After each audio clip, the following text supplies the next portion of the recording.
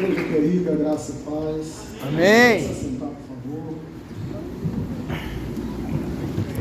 Se eu tiver que ser exemplar na Bíblia aí, Êxodo capítulo 3. Livro do Êxodo, capítulo número 3.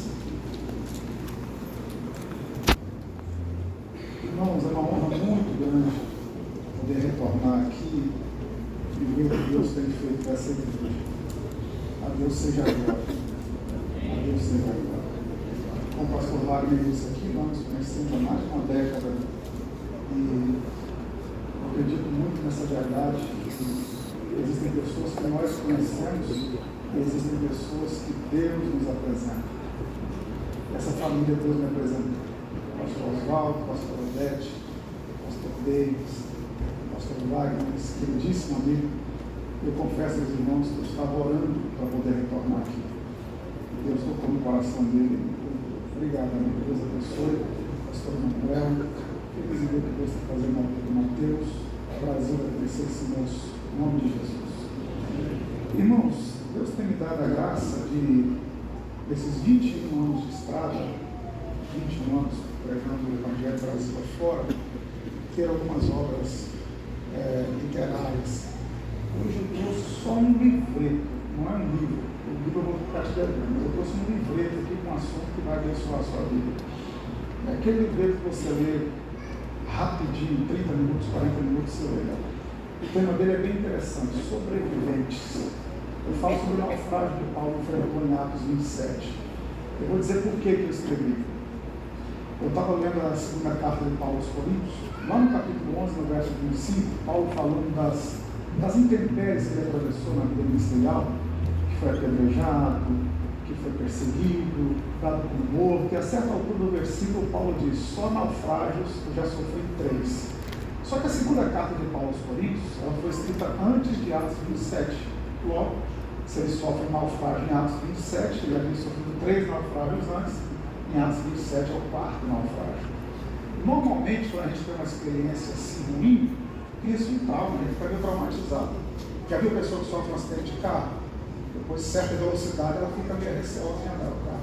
O cara já tinha sofrido 3 naufrágios e encarou o 4 naufrágios. Aí a pergunta que eu te faço, quantas vezes você está disposto a recomeçar depois que o barco afunda?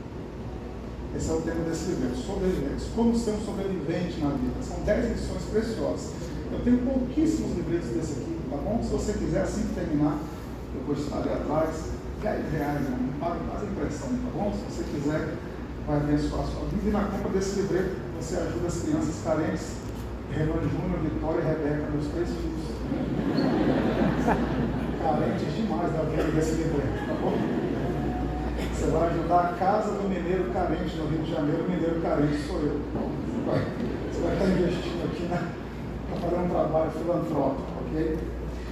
Êxodo capítulo 3, irmãos, eu estou usando aqui a versão Almeida Revista e Corrigida, e a versão que vai aparecer na tela é a NVI. Nós temos 3 tipos de tradução bíblica hoje: literal, funcional e livre. Tradução literal, tradução funcional e tradução livre. Tradução literal são essas que eu estou usando, que tem aquelas palavras mais difíceis. Você vai encontrar lá em Isaías, por exemplo, não quero o vosso sacrifício debalde. Debalde, porque o tradutor ele usou a linguagem original, da língua original, sem se preocupar em aliviar o texto. Tradução funcional, como a NVI, mudaram-se essas palavras. Ao invés de você ler debalde, você vai ler em vão. E tem a tradução livre, que o autor pega o conceito do texto e usa as palavras que ele quer. Essas traduções normalmente são perigosas. A tradução funcional e a tradução literal são as melhores. Então eu estou usando a tradução literal, que é a Almeida Revista Corrigida, mas de repente está usando a NVI, que é a tradução funcional. Uma palavra ou outra vai mudar, mas isso não vai interferir no sentido espiritual do texto. Amém? Êxodo capítulo 3, eu vou ler do verso 1 até o verso de número 14, é um texto muito conhecido, diz assim: E apacentava Moisés o rebanho de Jetro, seu sogro, sacerdote midian, e levou o rebanho atrás do deserto e veio ao monte de Deus, a Horebe, e apareceu-lhe o anjo do Senhor em uma chama de fogo no meio de uma sarça. E olhou, e eis que a sarça ardia no fogo, e a sarça não se consumia. E Moisés disse: agora me virarei para lá, e verei esta grande visão, porque a sarça se não queima. E vendo o Senhor que se virava para lá a ver, bradou Deus a ele do meio da sarça e disse: Moisés, Moisés. E ele disse: Eis-me aqui. E disse: Não te chegues para cá, tira os teus sapatos de teus pés, porque o lugar em que tu estás é terra santa. Disse mais: Eu sou o Deus de teu pai, o Deus de Abraão, o Deus de Isaque e o Deus de Jacó. E Moisés encobriu o seu rosto, porque temeu olhar para Deus. E disse o Senhor: Tenho visto atentamente a aflição do meu povo que está no Egito. Tenho ouvido o seu clamor por causa dos seus exatores, porque conheci as suas dores. Portanto, desci para livrá-lo da mão dos egípcios e para fazê-lo subir daquela terra, a uma terra boa e larga, a uma terra que emana leite e mel, ao lugar do cananeu, do Eteu, do Amorreu, do Ferezeu, do Heveu e do Jebuseu. E agora eis que o clamor dos filhos de Israel chegou a mim. E também tenho visto a opressão com que os egípcios os oprimiam. Vem agora, pois, e eu te enviarei a Faraó, para que tires o meu povo, os filhos de Israel, do Egito. Então Moisés disse a Deus: Quem sou eu que vá a Faraó e tire do Egito os filhos de Israel? E Deus disse: Certamente eu serei contigo. E isto te será por sinal de que eu te enviei. Quando houverdes tirado este povo do Egito, servireis a Deus nesse monte.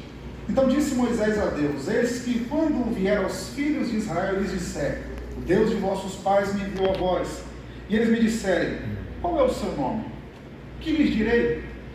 E disse Deus a Moisés: Eu sou o que sou. E disse mais: Assim dirás aos filhos de Israel: Eu sou, me enviou a vós. Então, pode dizer amém? Amém. Irmãos, nesse tempo de estrada,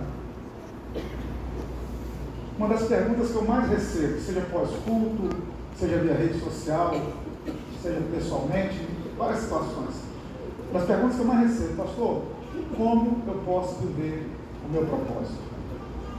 Pastor, o que é propósito? E é baseado nisso que eu quero discorrer nesse texto aqui com os irmãos, para pensarmos juntos em alguns instantes. A palavra propósito é muito comum no nosso crentez. Você sabe que crente tem um dialeto. Crente fala crentez. Dois crentes conversando, só outro crente entende. Dois crentes se encontram, se for pentecostal então, dois crentes se encontram no mercado. Um vira para o outro e fala: Ei, varão, como é que foi o manto lá? Foi forte? Quem está ali fala: Manto forte? Esse cara está falando, perguntando se o culto foi bom. É o crentez. E propósito faz parte do nosso crentez, pastor Oswaldo. Eu ouvi isso há décadas. A gente sempre diz a alguém: Deus tem um propósito na sua vida. Há um propósito nisso, mas nós muitas vezes não entendemos o que é propósito. A literatura cristã é apinhada de bons materiais sobre propósito, e não é meu objetivo aqui esgotar assunto, longe de mim tal coisa. Por exemplo, você já deve conhecer o best-seller do reverendo Rick Warren, Uma Vida com Propósito. Se ainda não leu, eu recomendo a leitura. Mas eu, como um curioso mineiro, gosto de estudar a Bíblia, aprendi com a minha mãe, sempre me dediquei a entender um pouco mais os assuntos, e eu procurava, para me completar, uma definição melhor sobre propósito. Fui pesquisar a origem da palavra e descobri algo interessante. A palavra propósito, ela vem do latim. Nosso português deriva do latim. No latim, propósito é proponere. E proponere é a junção de duas palavras, aguça o ouvido. Proponere. Prefixo pro mais a palavra ponere. O prefixo pro significa à frente. Ponere, por, colocar. Repare que no nosso português as palavras que começam com pro têm a ver com o futuro. O que é uma promessa? Algo que eu digo agora, uma promícia. Eu digo agora, mas vai cumprir-se no futuro. O que é um projeto? Algo que eu desenho agora, mas vou tirar do papel no futuro. O que é um protótipo? A Apple vai lançar um telefone, faz um modelo primeiro, que é o protótipo, é o tipo daquilo que vai ser lançado no futuro.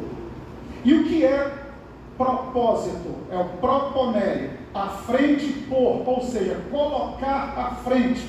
Traduzindo, o que é propósito? É aquilo que vai ocupar o seu futuro. Vê um aleluia baixinho na direita. Propósito é aquilo que vai ocupar o seu futuro. Vou tentar melhorar. Isso aqui não é receita de bolo, porque a vida não é receita de bolo. Pastor, como é que eu descubro o meu propósito? Vou te dar uma dica. O que você não consegue se ver sem fazer no seu futuro?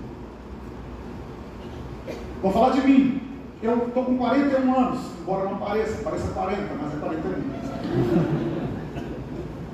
Eu não me vejo aos 70, 80, se Deus me der graça, aos 90, sem pregar o Evangelho. Faz parte do meu propósito. Seja escrevendo, seja via rede social, seja ensinando, não sei de que forma, mas a minha vida vai estar envolvida com a pregação do Evangelho. O que você não se vê sem fazer quando se olha para o futuro? Outro detalhe que é importante pontuar: propósito e ministério são coisas diferentes. Nem todo mundo vai viver a vida ministerial. Talvez o seu propósito é a vida empresarial, e através daquilo que o seu propósito propõe, o reino de Deus vai ser abençoado. Vai ser um médico muito conhecido, ou é um médico muito conhecido, que faz um trabalho maravilhoso, e através das suas mãos o reino de Deus vai ser conhecido.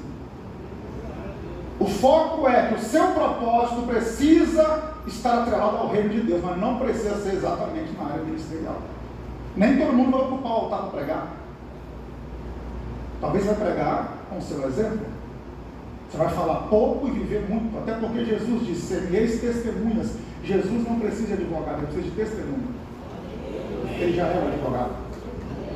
Então, para querer tentar defender Jesus, e passe a testemunhar Jesus na sua vida. Por que eu estou falando de propósito? Outra coisa que eu preciso pontuar: há uma enorme diferença entre propósito e chamado. Qual a diferença entre propósito e chamado? Propósito é aquilo que você vai ocupar o seu futuro fazendo. Sem querer ser chato, me ajude. Propósito é que você vai ocupar o seu futuro. Você vai ocupar o seu? E o que é o chamado? Trocando por miúdos, o chamado é quando Deus aperta o play. Chamado é quando Deus diz: agora é o tempo de você viver o seu propósito. Você já tem um propósito, e chega a hora que Deus te chama para viver o propósito. Nem todo mundo atende o chamado, mas todo mundo tem um propósito. Vou repetir que eu ouvi um amém. Nem todo mundo vai atender o chamado, mas todo mundo tem um propósito. Agora, quem atende o chamado para viver o propósito, experimenta o sobrenatural. E eu tenho uma boa notícia para te dar: eu não estou pregando para uma igreja despropositada. Estou pregando para homens e mulheres que têm um propósito gigantesco dentro de si.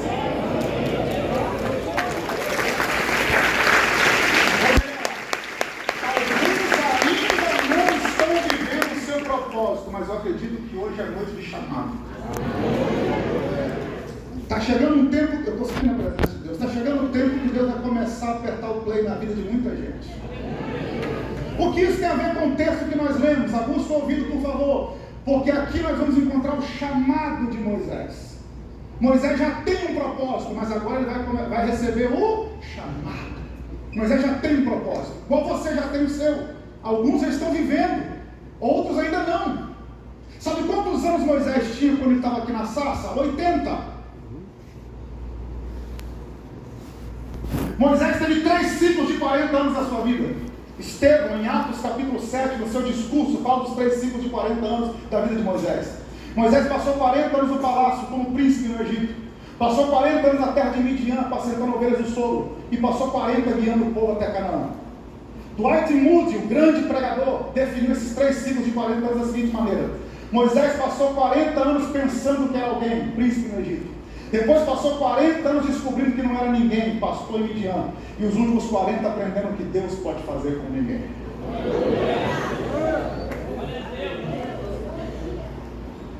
Qual era o propósito de Moisés? Vamos entender qual era o propósito de Moisés? Por favor, Êxodo capítulo 2, verso 1, se puder colocar na tela, pessoal da mídia, os midianitas. Brincadeira, Deus abençoe vocês. Êxodo 2:1. Vamos para a Bíblia. Olha o que diz. O propósito de Moisés está embutido aqui. De maneira implícita, ó. Não está explícito. Está implícito, mas aqui o propósito de Moisés aparece. Olha o que diz o texto. Foi-se um homem da casa de Levi e casou-se com uma descendente de Levi. Aqui está o propósito de Moisés. O que é isso, pastor? Vamos entender? Vamos. Primeiro, quem era Levi? Terceiro filho de Jacó com Leia. Gênesis capítulo 29, verso 34. Naquele tempo, vocês sabem, mulher quando não dava filhos ao homem, sinal de maldição, Raquel não gerava, Leia gerava, só que Jacó amava Raquel e não amava Leia. Então o que Leia queria? O amor de Jacó, porque nenhuma mulher quer ficar casada com um homem sem ter o amor dele. Leia queria o amor de Jacó, igual Raquel tinha. Então o que Leia fazia? Já que eu gero filhos e Raquel não, cada filho que nascia, ela dava um nome profético para o menino. E o terceiro filho, quando nasceu, ela falou, esse menino chamar-se-á Levi, que significa aquele que une, ou unir-se-á, porque ele vai me unir ao meu amado. No deserto, depois de Moisés, Deus vai separar a tribo de Levi, para trabalhar no santuário. Aí a gente começa a aprender o que é um levita. O que é um levita? Não é quem canta e quem prega ou quem trabalha na igreja. O levita é aquele que une a amada ao amado. Se o que você canta une a amada ao amado, levita. Se o que você prega une a amada ao amado, levita. Se o que você faz separa a amada do amado, você não é levita. O que é levita? É alguém que trabalha para unir a igreja ao seu amado Jesus. Já toma Jesus aí. E qual é o papel de Moisés? Eu preciso adiantar, preciso acelerar. Nós vamos ter que fazer uma série sobre Moisés. Hashtag fica a dica, me chama de novo. Qual era o papel de Moisés? Moisés foi chamado para unir Israel a Deus e Deus a Israel. O último hebreu a ter tido experiência com Deus foi José. De José até Moisés nós temos uma lacuna, um interregno de 400 a 430 anos, homens que ouviram falar do Deus de Abraão, ouviram falar do Deus de Jacó, ouviram falar do Deus de Isaac, mas não tinham experiência com esse Deus. Deus levanta Moisés para unir Israel a Deus e Deus a Israel. Moisés era literalmente um termo que a igreja católica usa, era um pontífice. O que é um pontífice? Um construtor de pontes, literalmente. Você é um pontífice de Deus, porque o evangelho não é erguer muro, é construir ponte. Então Deus chamou Moisés para unir Israel a Deus e Deus a Israel. Moisés nasceu com um propósito. E o que é interessante, todo mundo conhece a história, Moisés nasce, tem um decreto de Faraó para jogar as crianças no Nilo, e Joquebede era membro da lei do véu, porque ela era inteligente demais. Ela falou, já que Faraó mandou jogar as crianças no Nilo, eu vou fazer exatamente o que Faraó mandou, mas não do jeito que ele mandou. É para jogar no Nilo, mas ele não disse como, então coloca no cesto. Ela fez um cesto de juncos, e o rio Nilo, que já teve o privilégio de ir lá, o rio Nilo é conhecido como o rio dos juncos. Então o que ela pensou? Junco, no meio do junco, é tudo junco. Fez um cesto de junco, tomou por dentro, por fora e soltou o garoto. E milagrosamente ele vai parar na mão da filha de Faraó. Quando ela abre o cesto, ela percebe que é um hebreu, e era uma cinte, alguém da realeza, amamentar um hebreu, um escravo. Ela diz, não posso amamentar esse garoto. Miriam está na margem do rio, que é a irmã de Moisés, 11 anos mais velha que ele. A filha de Faraó disse, você conhece algum hebreu que pode cuidar desse menino para mim? Miriam falou, eu acho que conheço. Vai lá e chama ela. Quando Miriam está saindo, a filha de Faraó diz, e acrescenta lá, diz que vai ter um auxílio emergencial. Resultado, Miriam, aliás, chama a mãe Joquebede, e Joquebede vai criar o filho, e ainda vai receber uma pensão de Faraó para criar o próprio filho. Quem queria matar o garoto financiou até a faculdade dele. Porque o Deus da igreja além do véu é o Deus que transforma maldição em Aleluia!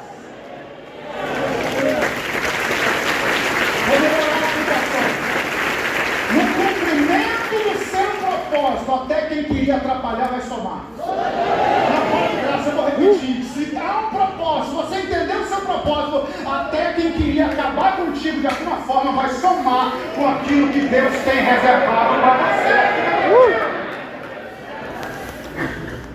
Agora tem um negócio interessante, eu preciso ler, que é Êxodo 2:10. Olha o que o texto diz, vai marcando aí. E sendo o menino já grande, ela o trouxe a filha de Faraó, a qual o adotou e chamou seu nome Moisés, e disse, porque das águas eu tenho tirado. Esse é literalmente o significado de Moisés. Moisés é um nome egípcio, tirado das águas. Só que olha quem deu o nome para o menino, a filha de Faraó, não foi a mãe. O termo que aparece aqui no hebraico, que não é minha área, só sou um curioso, mas sendo menino já grande, aponta para um jovem de aproximadamente 12 a 15 anos. Então Moisés era um menino grande, ele já não era homem, era um menino. Aí requer tempo para falar das 3 palavras que definem a idade, mas deixa para outro dia, porque não é o foco aqui. Mas o fato é que Moisés já tinha propósito, mas ainda não tinha nome. Moisés já tinha propósito, mas ainda não tinha? E aqui está o segredo. Preocupe-se mais com o seu propósito e menos com o seu nome. Vai ter um pouquinho de bezetacil, mas vamos lá. O problema é que é uma geração preocupada em ter um nome reconhecido, ao invés de estar preocupada em ter um propósito reconhecido. José interpretou o sonho do copeiro e do padeiro. O padeiro morreu, o copeiro ficou vivo. 2 anos depois, o copeiro vai lembrar de José, porque Faraó tem 2 sonhos. Nem tem ninguém que interpreta. O copeiro falou: ah, Faraó, me lembrei quando eu pequei contra o Senhor, fui parar no cárcere, e lá tinha um jovem hebreu que interpretava sonhos. O copeiro não disse: lá tinha José. Lá tinha um jovem que interpretava sonhos. José não foi lembrado pelo nome, foi lembrado pelo propósito. Posso melhorar? O seu propósito vai fazer você pisar onde seu nome não é lembrado. O seu propósito vai fazer você pisar em lugares que seu nome não foi lembrado, mas Deus vai colocar você lá por causa do propósito. Eu sei que Deus está respondendo a oração de gente aqui. Tem alguém comigo nessa palavra? Eu preciso que 5 pessoas acreditem nela. Tem 5 pessoas. Eu vou incomodar quem está do seu lado pela primeira vez. Me ajuda aí com o seu propósito, vai te levar em um lugar que você nem imagina. Nem imagina. Gente que você nunca imaginou vai lembrar de você por causa do seu propósito. Do seu propósito de vida. Aí vamos continuar a história.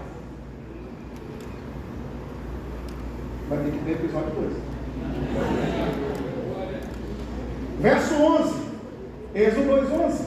Êxodo 2:11. Vai anotando aí. E aconteceu naqueles dias, agora não é mais um menino. E aconteceu naqueles dias que, sendo Moisés já o quê? Homem, saiu a seus irmãos e viu seus labores penosos, ou atentou nas suas cargas, e viu que certo egípcio espancava o hebreu do seu povo. Vou sintetizar a história, não precisamos ler para a gente ganhar tempo. Moisés está passando entre os escravos, e ele percebe que tem um egípcio afligindo um hebreu. O sangue de Moisés ferve. Morar em São Bernardo. O que Moisés fez? Matou o egípcio para libertar o hebreu. Enterrou o egípcio na areia. O que está acontecendo aqui? Vamos tentar entender, eu estou sintetizando. Quando Moisés viu o egípcio afligindo o hebreu, o propósito de Moisés gritou. Qual é o propósito de Moisés? Libertar hebreu da mão de egípcio para encontrar com Deus. Moisés viu o hebreu sendo afligido e falou: é hora. Moisés faz exatamente o que Deus chamou ele para fazer, mas do jeito errado e na hora errada. Primeiro, não era Moisés que ia matar os egípcios, era Deus. Segundo, não era para enterrar na areia, Deus enterrar no Mar Vermelho. Para de graça. O Mar Vermelho é seu cemitério. Aqui está o problema. Aguça o ouvido. Moisés não entendeu que não era o tempo do propósito, porque todo propósito tem um tempo.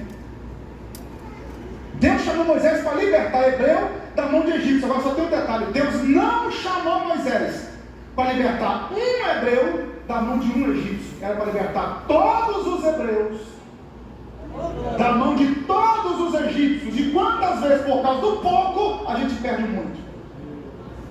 Por causa de um hebreu, a gente atrasa o propósito 40 anos. O cara tem um chamado para pastorear, mas por causa de 10 crentes rebeldes, ele sai debaixo da bênção e decide colocar os pés pelas mãos.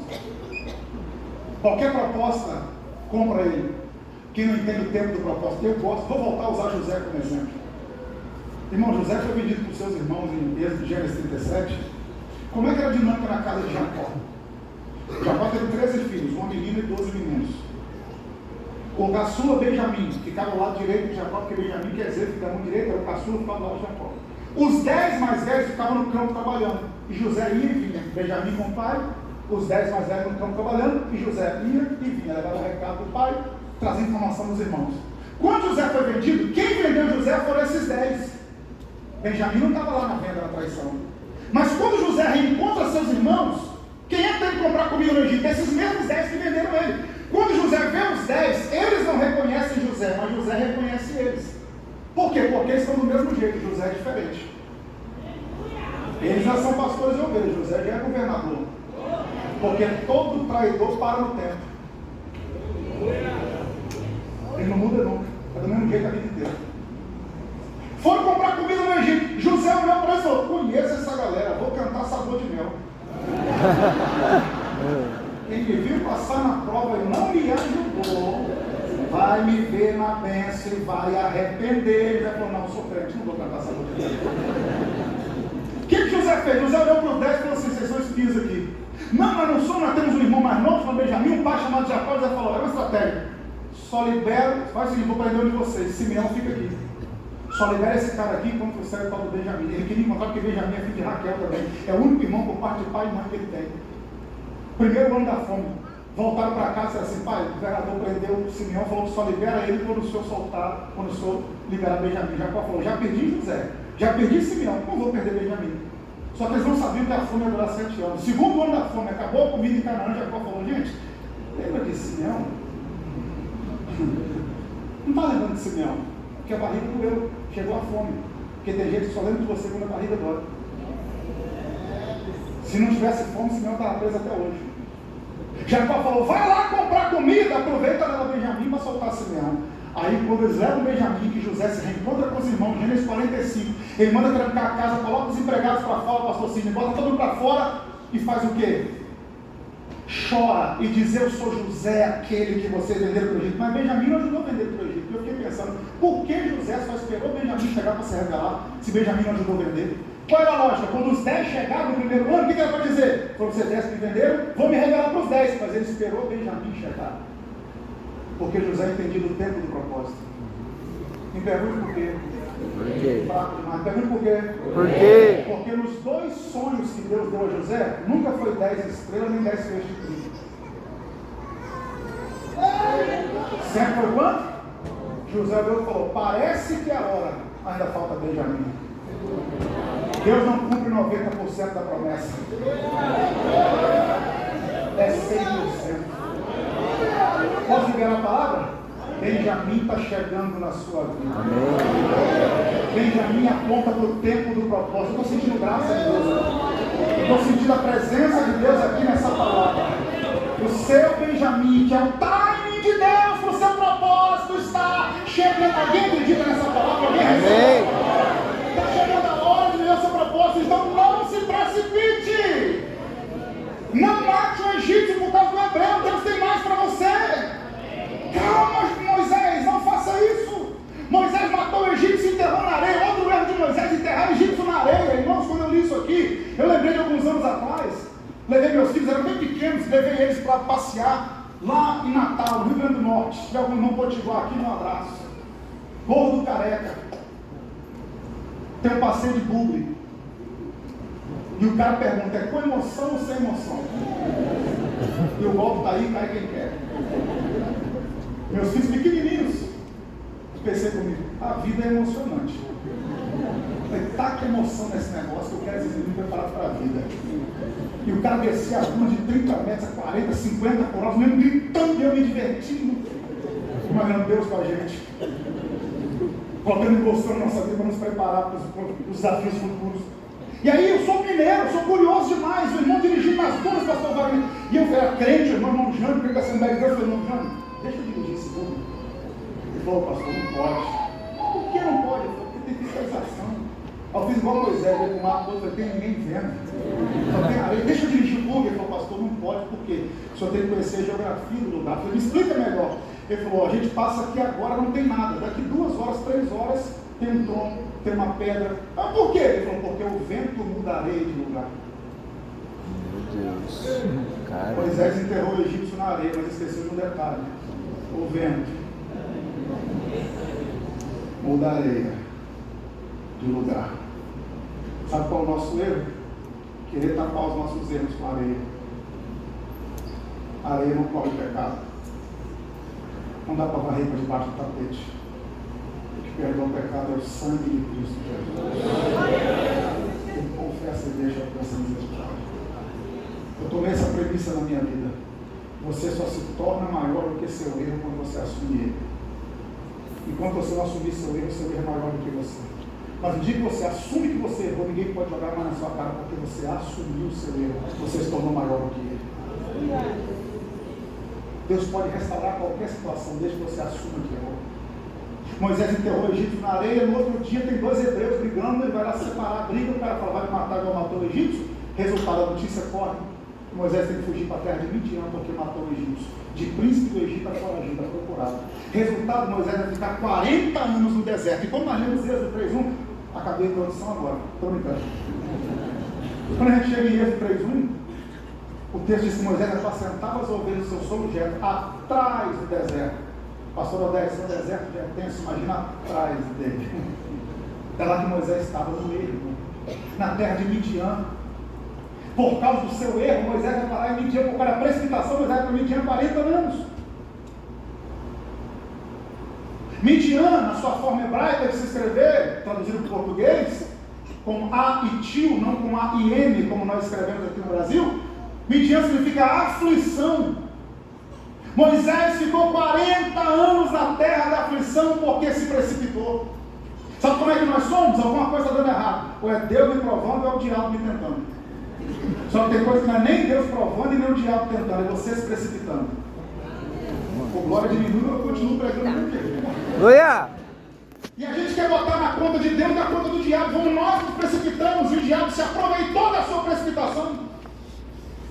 E agora Moisés fica 40 anos em Midian. E aí eu quero conjecturar, porque a Bíblia não diz, mas eu quero conjecturar com muito cuidado. 3 regras para se conjecturar num texto. Eu não posso inventar nada no texto, eu não posso colocar o texto contra o texto, eu não posso desmentir o texo.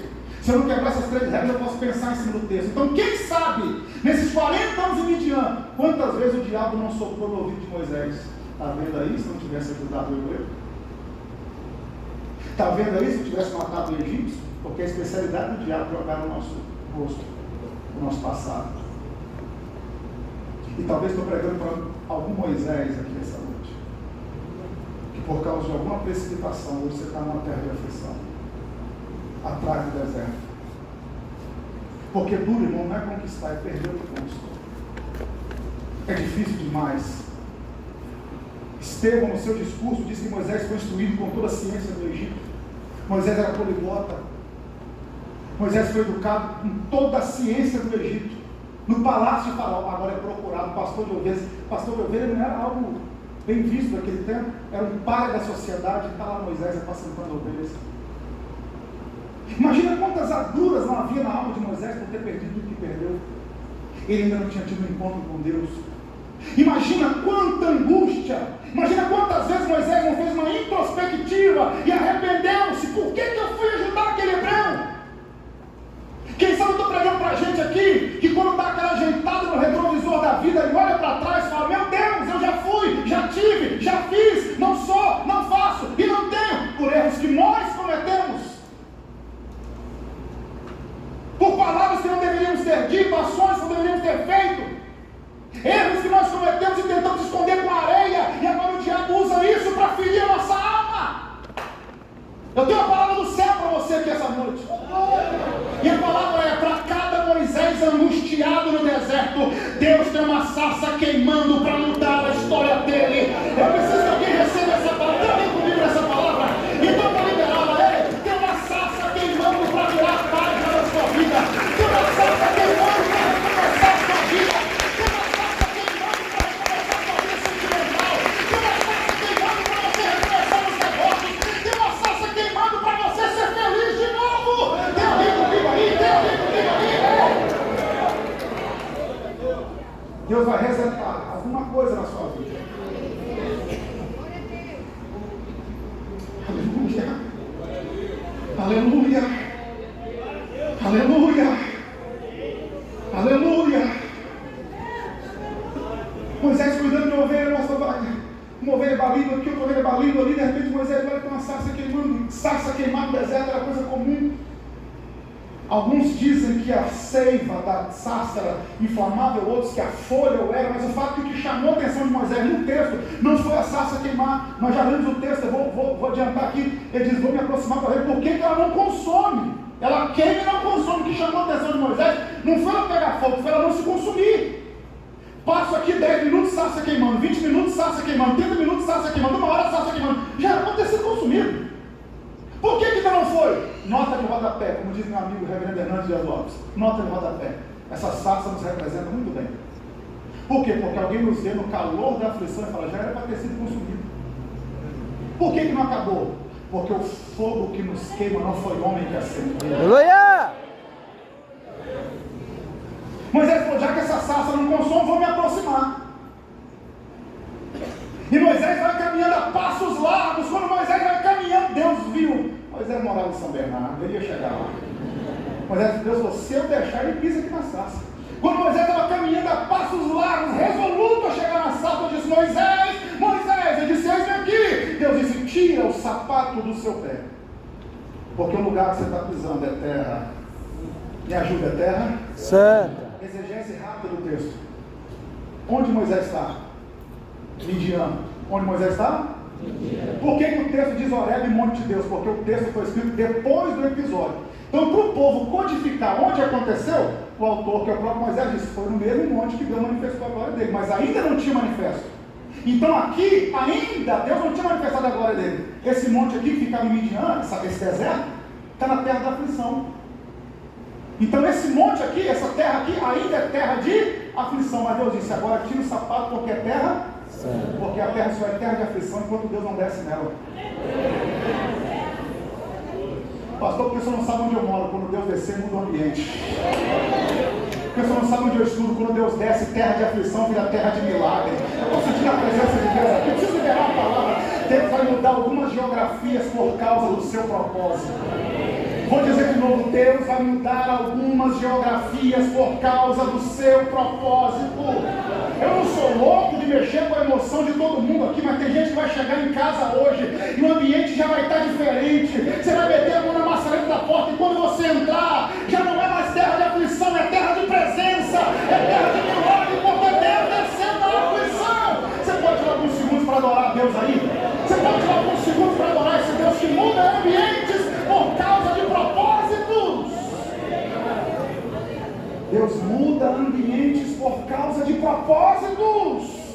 Vou repetir porque Deus está respondendo a oração de alguém aqui agora. Deus muda ambientes por causa de propósitos. O seu propósito vai mudar a história dessa geografia. Moisés, tira o sapato porque a terra é santa. E por que Deus manda Moisés tirar o sapato? Eu poderia falar mais meia hora sobre isso aqui, mas vou te dar só um exemplo. Eu tive o privilégio de ir ao Egito, Museu do Cairo, mudou de lugar, agora eu tive no Museu Antigo.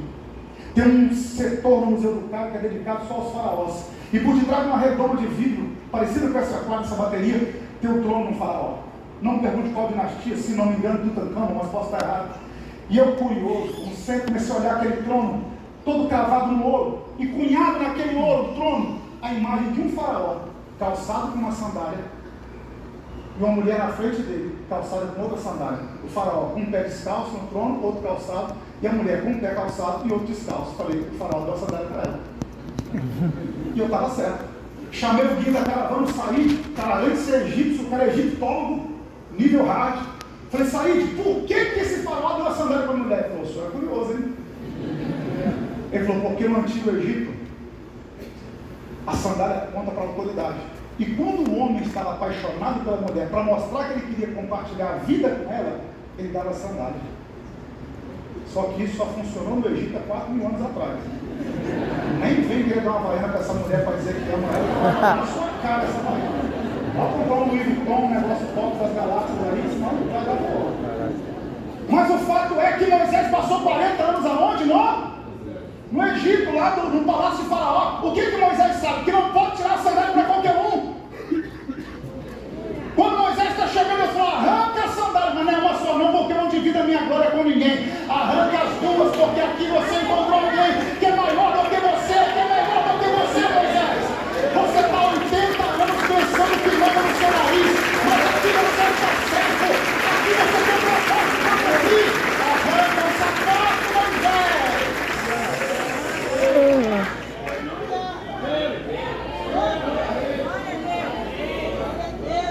Por que arranca o sapato? Primeiro, por causa da autoridade.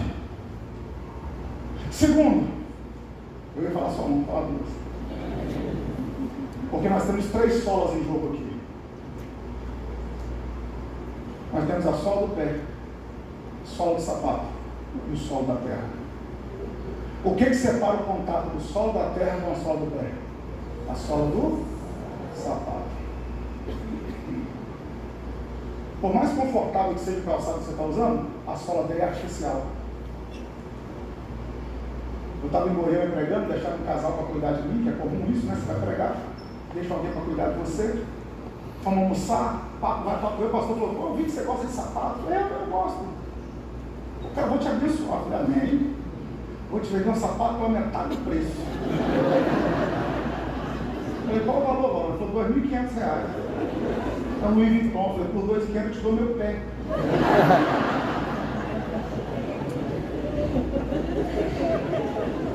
Eu deixo para comprar sapato na América porque é $10 lá. E eu não pago a passagem para ir porque me convidam. Vou dar R$2.500 num sapato usado. Onde eu quero chegar? Você pode estar com o melhor tênis aí no seu pé, você pode estar com o melhor sapato, a sola dele é artificial. E essa sola está separando o contato da sola do seu pé com o solo da terra. Pergunta que eu te faço, de qual solo você vê? Do sapato ou da terra? Quem foi pai recentemente aqui sabe o que eu vou dizer. A ordem médica é, deixa seu filho andar calçado, porque houve uma geração que andou andar descalço. Deixa seu filho andar descalço, porque houve uma geração que andou tão calçada que perdeu o contato com o solo, não tem mais anticorpos. Uma gripe derruba. Porque ele está perdendo contato com o lugar de onde veio. Gostinho de vegetacil, de vez em quando a gente calça a sandália da arrogância, a sandália da soberba, e acaba esquecendo de onde veio. Aí Deus diz, arranca a sandália, para você lembrar que na minha presença, se não for a minha presença, você não é nada, você não é ninguém. Moisés está caminhando e Deus fala, sou Deus de Abraão, sou Deus de Isaac, sou Deus de Jacó. Não vou falar por que Deus diz Deus de Jacó e não Deus de Israel, mas é muito interessante isso.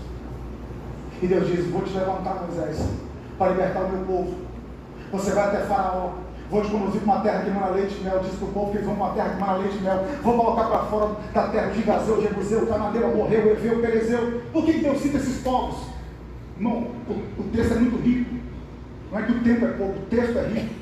Isso remete a Gênesis 15, porque Deus prometeu a Abraão 400 anos antes, vou colocar para fora daqui o Eteu, o Gigazeu, o Jebuseu, o Cananeeu, o Eveu, o Perezeu. E agora Deus repete isso para Moisés. O que Deus vai fazer, Moisés? Sabe por que o seu propósito vai dar certo? Porque tem promessa. Talvez a gente esteja questionando por que o propósito vai dar certo? Porque tem promessa por detrás do propósito. E aí olha o que Deus fala, vou te usar para libertar o meu povo. Verso 11, Êxodo 3:11. Então Moisés disse a Deus, quem sou eu que vá diante de Faraó e liberte os filhos de Israel? Olha a pergunta de Moisés, quem sou eu? Olha a resposta de Deus, 3:12. E disse Deus, e Deus disse, certamente eu serei contigo. Olha a pergunta de Moisés, pastor Wagner. Quem sou eu? A resposta de Deus, eu serei contigo. Espera aí, irmão. Deus sabia que era Moisés? Premissa básica da nossa fé. Quem crê que Deus é onisciente? Amém. Oni. Cuidado, tá, irmão? Não é uni, é oni. Uni é único, oni é todo. Onipotente, onisciente, onipresente. Na pronúncia de acaba errando e falando uni, cuidado. É oni. De omni no grego, todo. Quem crê que Deus é onisciente? Então Deus já sabe de? Deus sabia quem era Moisés? Quando Moisés falou, quem sou eu? Deus não podia dizer?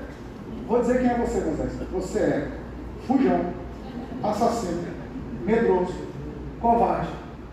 Mas quando Moisés falou, Deus, quem sou eu? Deus disse, eu serei contigo. Repetindo, o importante não é quem você é quem está contigo. Meu Deus.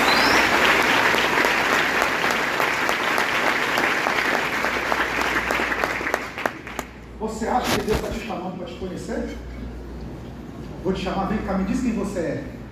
Você é filho de quem mesmo? Ah, conheço sua mãe. Você acha que Deus está te chamando para você contar para ele quem você é? E a gente quer se justificar diante de Deus. Deus nos chamou apesar de nós sermos quem somos. Deus nos chamou apesar das nossas debilidades, defeitos. Ele nos chamou, independente disso. Ele quer dizer, é a minha presença que faz a diferença. Eu serei contigo. Glória a Deus. Você me ajuda? Segunda vez que eu vou morar aqui do seu lado. Prega comigo. E dessa palavra para os 4 aí. Fala, ó, Deus é contigo. Deus é contigo. Deus é contigo. Parece uma resposta simples, né? Mas pode ser a resposta da oração de alguém. Alguém que o diabo estava mimando a mente dele, você não é nada, você não é ninguém, você jogando seus pecados na sua casa. Aí Deus vem e diz, eu sou contigo. Depois a gente orar, para a gente encerrar, porque eu não quero ficar mais 3 anos sem vir. Preciso voltar esse ano ainda. Eu creio. A igreja ora por mim. Estou vendo uma insurreição aqui, cara. Pastor Oswaldo, eu sou seu voluntário. Para serviço leve. Bater laje, virar massa, chama os obreiros aí. Eu não, tá? Tem hernia disso, não posso. Senhor, quem sou eu? Eu serei contigo. E aí, verso 13 e 14 a gente ora. Olha isso aqui. Então disse Moisés a Deus, em outras palavras, tá? Senhor, eu entendi, o Senhor vai me usar, apesar de eu ser quem sou. Ok. Aí Moisés disse, só tem uma questão. Quando eu for diante dos filhos de Israel, e disser para eles assim, o Deus de vossos pais me enviou. Eles vão perguntar, qual Deus te enviou? O que eu digo para eles? Então me fala um favor, Deus, me fala seu nome. Se o Senhor disser seu nome, fica mais fácil. Moisés entendia da primeira regra de empatia. Nome. Você está no ambiente, alguém diz psiu, ei, oi, você não olha, agora você fala seu nome, você vai na hora. As 2 primeiras palavras que você aprendeu na vida, não e seu nome. Você ia fazer alguma coisa, sua mãe dizia, não, fulano. Não, fulano. Então você pode estar em qualquer ambiente. Se alguém gritar sim, você não olha, mas se você não, todo mundo olha, opa, tem uma coisa errada. Porque a primeira palavra que você aprendeu foi não, e depois seu nome.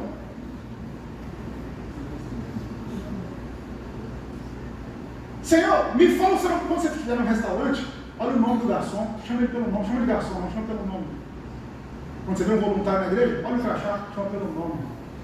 Olha ver como é que muda a situação. E Moisés falou, Deus, me fala seu nome que melhora tudo. Por que Moisés está dizendo isso? Olha a pergunta, irmão.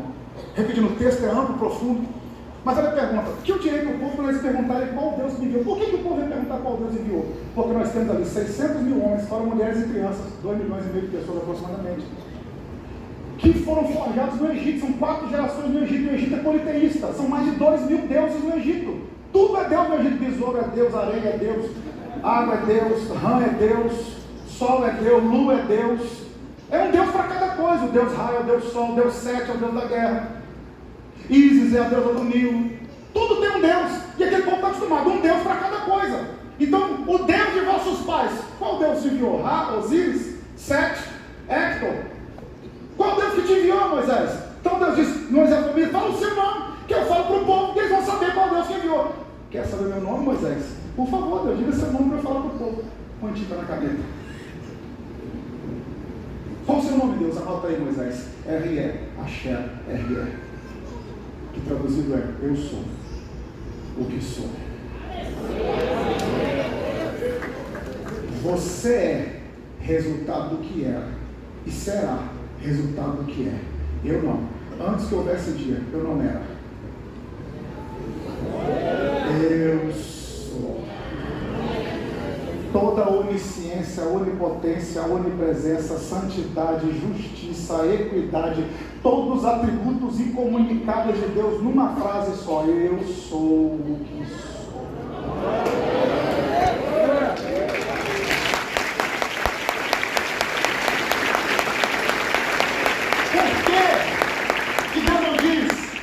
Outro nome, por exemplo, para Abraão revelou-se como Jeová Jireh,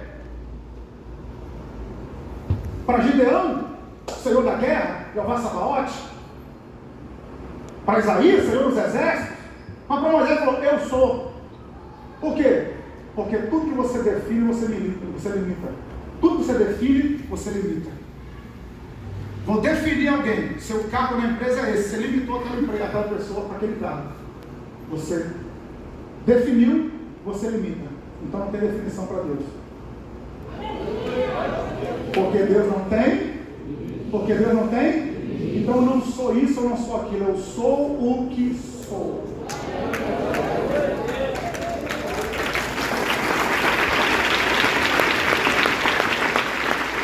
Tem desdobramento da interpretação, seria mais ou menos o seguinte: eu sou o que você precisar que eu seja. Todo mundo sabe disso. Detalhe, Deus não é o que você quer, Ele é o que você precisa. Vou repetir, Deus não é o que você quer, Deus é o que você precisa, porque nem tudo que você quer, você precisa, nem tudo que você precisa, você quer. Eu quero uma BMW X6. Me pergunta se eu preciso. Meu carro me leva onde eu tenho que ir, mas eu quero. Não preciso, mas quero. Mas você não precisa, mas eu quero. Agora, eu preciso de academia. Eu preciso de dieta. Me pergunta se eu quero. Então tem coisa que a gente quer, mas não precisa. Tem coisa que a gente precisa, mas não. Deus falou: eu não sou o que você quer. Eu sou o que você. Deus não é remédio, é cura. Remédio é o que você quer, cura é o que você precisa. Deus não tem uma resposta para você. Deus é a resposta para você. É claro que no nosso tempo tem gente que fala: meu Deus tem uma resposta para você. Não estou aqui desmerecendo essa frase. Só estou dizendo que Deus não é o que a gente quer, Deus é o que a gente precisa. Quando Deus disse assim para Moisés: eu sou o que sou, olha o que Deus estava dizendo. Para a gente poder encerrar para valer, meu irmão. Deus disse o seguinte: Moisés, é impossível alguém me conhecer no primeiro encontro. Vou repetir, olha o que Deus disse para Moisés: Moisés, é impossível alguém me conhecer no primeiro encontro. Por quê? Porque não dá para me conhecer na totalidade. Deixa eu te dar uma notícia boa. Nós vamos para a eternidade com Deus. Vamos passar de eternidade em eternidade e não vamos conhecer Deus na totalidade. Porque o dia que nós conhecermos Deus na totalidade, Ele perde a divindade. O que é divino não é conhecido. Porque o divino você só vive, só experimenta pela fé. Então Deus nos revela a totalidade. Não tem como nós conhecermos a totalidade. Então Ele está dizendo: Moisés, ninguém me conhece no primeiro encontro. Como assim? Eu vou me revelando ao longo do caminho. Por que você acha que em Gênesis 12, quando Ele chamou Abraão, dá uma olhada no termo original que aparece ali, eu pergunto para o pastor Wagner depois.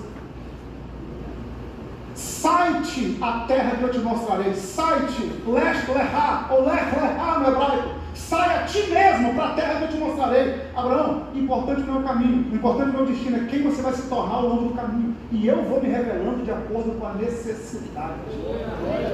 Moisés, fala para o meu povo que eles vão me conhecendo de acordo com a necessidade. Como assim? Quando tiverem com sede, eu sou a água. Se tiver com fome, eu sou o pão. Se tiver perdido, eu sou o caminho. Se tiver doente, eu sou a cura. Se precisar de provisão, eu sou o provedor. Se for os ramos, eu sou a videira. Se for ovelha, eu sou pastor. Se tiver com calor, eu sou aquele que aquece. Se tiver com frio, eu sou aquele que aquece. Se tiver com calor, eu sou aquele que refresca. Se tiver na guerra, eu sou o Senhor dos exércitos. Se tiver no começo, eu sou o alfa. Se tiver no fim, eu sou o ômega. Se tiver morto, eu sou a ressurreição. Aleluia! Eu sou o que você precisar.